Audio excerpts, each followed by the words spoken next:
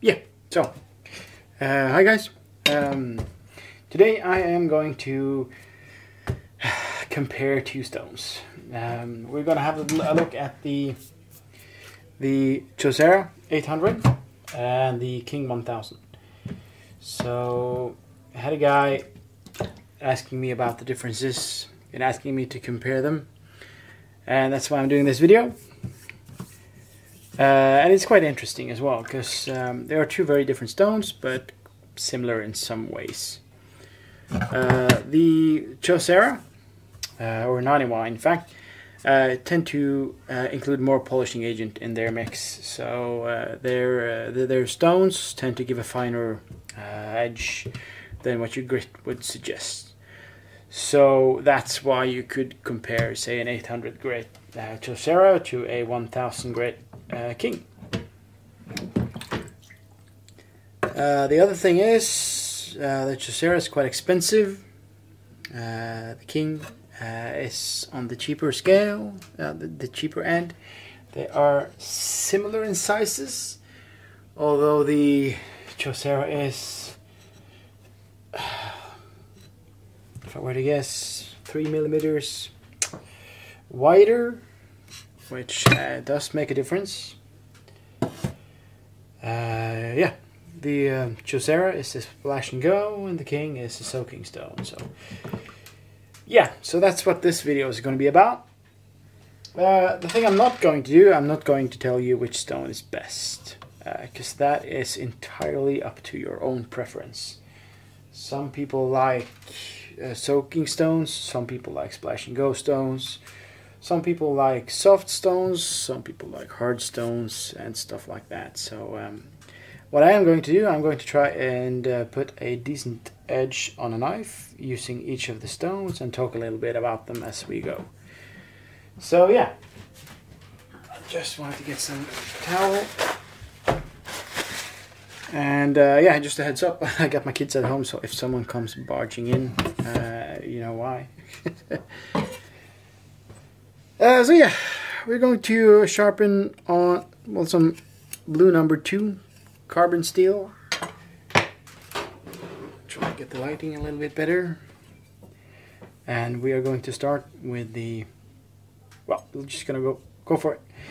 So first and foremost, the usual idea, or the usual stuff you would look for, is that a soaking stone will in generally be on the softer side and a splash and go on the harder side. That's not always the case, as here, I don't know if it comes through and the sound, but the Chosera is, it's not a lot harder. It's hard to tell the difference, but the King is actually, I feel like the King is just a little bit on the harder side than the Chosera, but that again can be because the Chosera is smoother.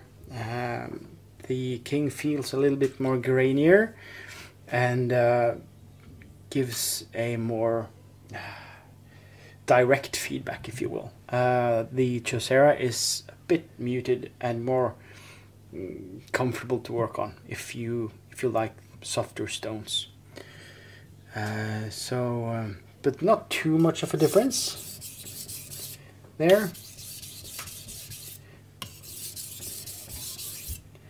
And yeah, so that out of the way, we're going to go with the Chosera. And the Chosera is a large stone, and it's the predecessor to your Naniwa Pro and the Gokun Arata, which are smaller stones. And the reason they came about is these guys are expensive to ship. They are heavy and they are large. So the Naniwa Pro, they are, I've heard that they have a little bit more polishing agent in them, because we in the West tend to like that, but I'm not sure if that's true.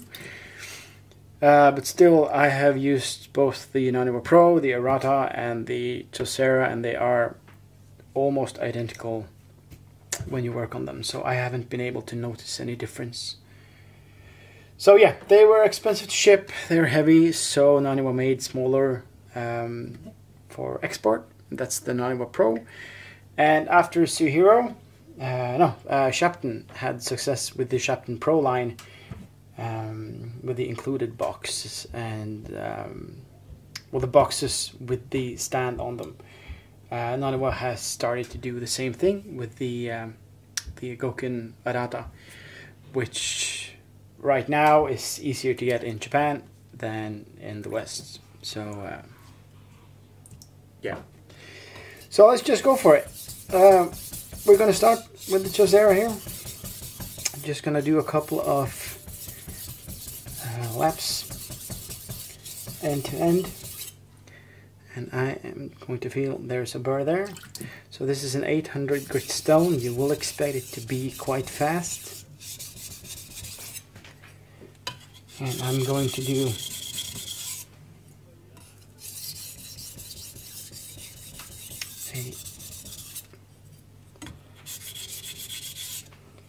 here, and we got the burr on the other side as well.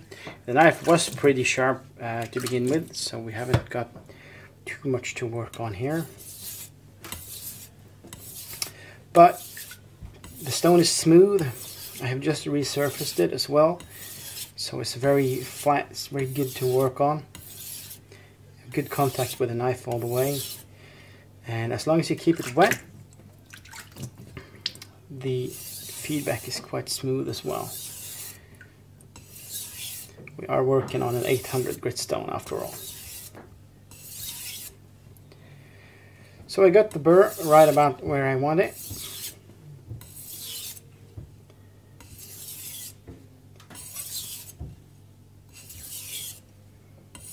I'm just going to do a few alternating laps just to even out the edge. And I'm going to ease up on the pressure just a little bit.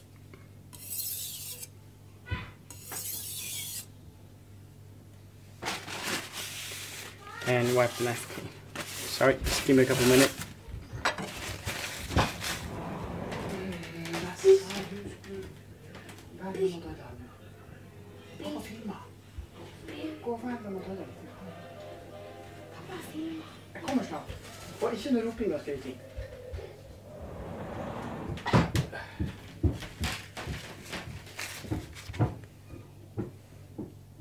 Yeah, sorry about that. Okay. So, yeah, let's do a quick cut test. No stropping done. Let's see what we have here. There are some, they're better on the heel, a little rougher on the edge. So that we usually, if you have a strop, just a few laps on the strop will remove that final burr, and we should have a decent result. Yeah, like that. That is a very good edge and ready to use straight off the 800 grit stone. So if you're working on in a kitchen, or you just want to touch up and go, the 800 grit Chosera is a very good stone to have. If you have the space for it, that is, because it's rather large. Someone would prefer to finish on a tad higher grit, like a 3000 grit Chosera, or even take it higher. But this is a great starting point for that as well. So definitely one of my go-to stones for pretty much anything. What was my go-to stone, or well, still kind of is though. I'm just experimenting with so many stones nowadays. The King 1000 was my go-to stone, and one of the first proper Japanese stones I had.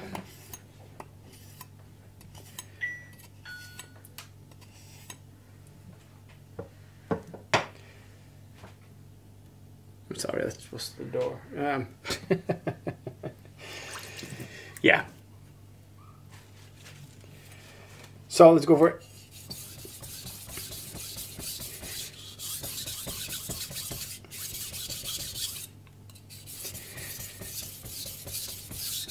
So just a couple of laps on this one as well. To go for speed. So this is where you notice that you are on a little bit higher grit. It feels about the same as the Chosera 800, but I think we need just one more pass to get where we want to go. Yeah, maybe even one more. So this is why I like to start on coarser grit than I really need, because of the speed of it. We are getting there. And I do know this is a very unscientific way to do it, because if I increase the angle, I would only need one pass anyway on any stone to form a burr. But I'm going by feel on this one.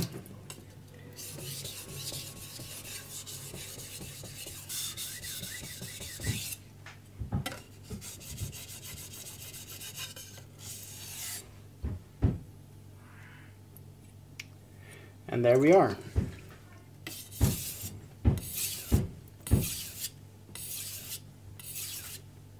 Sorry for the noise, if you can hear it. We're just kidding about. And making some noise.